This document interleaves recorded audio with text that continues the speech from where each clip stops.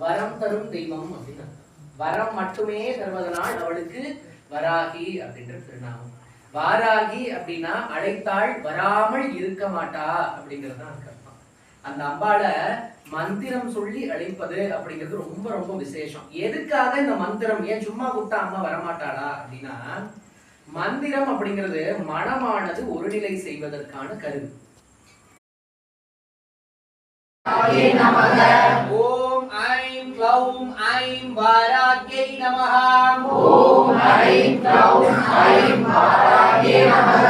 Om I'm க்ளௌம் I'm வாராக்யை நமஹ. ஓம் I'm க்ளௌம் I'm வாராக்யை நமஹ. ஓம் I'm க்ளௌம் I'm வாராக்யை நமஹ. ஓம் ஐம் க்ளௌம்